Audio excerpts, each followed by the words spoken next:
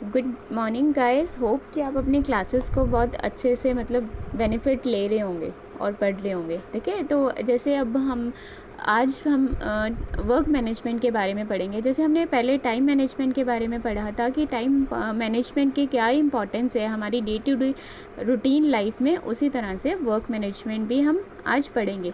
जैसे भी हम टाइम मैनेजमेंट की बात करते हैं तो हमें दो चीज़ों को डिफ्रेंशिएट करना बहुत ज़रूरी होता है कि एक अर्जेंट काम कौन से होते हैं और एक इम्पॉर्टेंट काम जो होते हैं हमारे कौन से होते हैं। तो अर्जेंट टास्क वो होते हैं जिन पे इमीडिएट एक्शन लेने की ज़रूरत होती है हमें।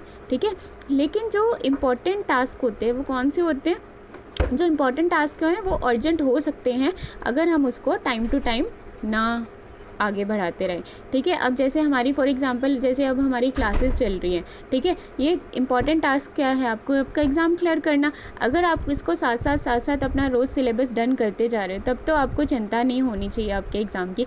लेकिन अगर आप नहीं रिवाइज कर रहे हो तो इकट्ठा करने में आपको दिक्कत हो सकती है। ठीक है, तो उसका यही मतलब होता है इंपॉर्टेंट टास्क करने के लिए हमारे पास टाइम होता है, लेकिन अगर हम उसको टाइम के साथ साथ नहीं कवर अप करते तो वो टास्क वो क्या हो जाते हैं? अर्जेंट बन जाते हैं। ठीक है, usually have a long term effect. जो इंपॉर्टेंट टास्क होते हैं उनको हमारे पास करने का टाइम होता है, बेसिकली सी चीज़ ये है। लेकिन जो अर्जेंट टास्क होते हैं वो एट द सेम टाइम उसी टाइम पे हमें करने होते हैं। तो इन दोनों की डिफ्रेंशिएशन अच्छे से जो हम अपने टाइम की प्रायोरिटाइजेशन करते हैं कि कौन सा काम पहले हमें इम्पॉर्टेंट है और अर्जेंट है, हम वही करते हैं, तो उसको हम बोलते हैं प्रायोरिटाइजेशन।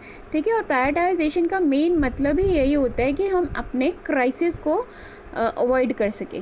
ठीक है, क्राइसिस में अगर हम बात करें, क्राइसिस कोई भी मुसीबत हो सकती है जो आप अपना अगर जब तक आप अपना काम प्रायोरिटाइज नहीं करोगे, ऑब्वियसली जब वो अनडन रह जाएगा और उसके बाद आपको क्राइसिस का सामना करना पड़ सकता है। अच्छा, टाइम मैनेजमेंट को ना हम 4 पार्ट्स में डिवाइड करते हैं। वेरी इंपॉर्टेंट, इसको ध्यान से करना। 4 पार्ट्स में कौन से डिवाइड करते हैं? पहला पार्ट होता है अर्जेंट एंड इम्पॉर्टेंट। ठीक है, सबसे पहला वो हम काम करते हैं जो अर्जेंट भी हो, वो इम्पॉर्टेंट भी हो, तो उसको हमें अभी करना चाहिए। ठीक है, इसमें कौन कौन से आपके एग्जांपल्स आ सकते हैं? जैसे क्राइसिस है, कोई अचानक से कोई भी सिचुएशंस आ गई। ठीक है, प्रेसिंग प्रॉब्लम्स जिनको सॉल्व करना बहुत ज़रूरी है। डेडलाइन, अगर आपके प्रोजेक्ट की कोई डेडलाइन ख़त्म होती जा रही है, जैसे उसकी लास्ट डेट ख़त्म होती जा रही है, तो उन कामों को हम अर्जेंट भी बोलेंगे और इम्पॉर्टेंट भी बोलेंगे जो हमें अभी एट अ टाइम करना ही करना है।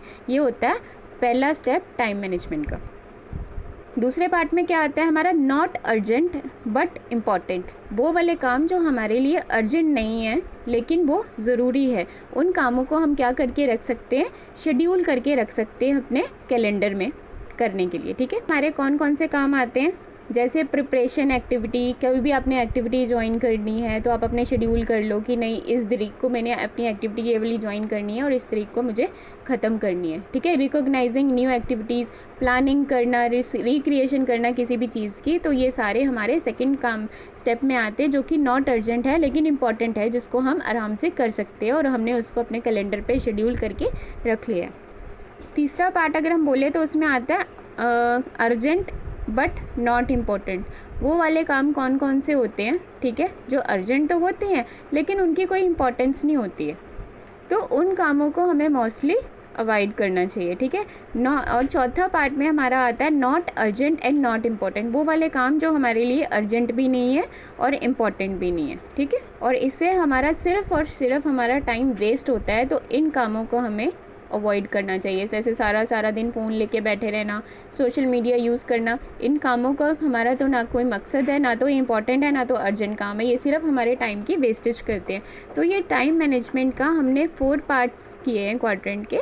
ठीक है, तो अब इसमें हमने फर्स्ट पार्ट किया था urgent and important, not urgent and important, urgent and not important, and चौथा पार्ट था not urgent and not important, उसके एग्जाम्पल्स के साथ। तो आपने ये ध्यान से करना है। ठीक, अब हम अगर जिस्ट की समरी की बात करें तो हमारे लिए टाइम को मैनेज करना बहुत ही ज़रूरी होता है। ठीक है, और टाइम को मैनेज करने के लिए हमारे पास क्या करना चाहिए? अपने कामों को सबसे पहले प्रायोरिटाइज़ करना चाहिए।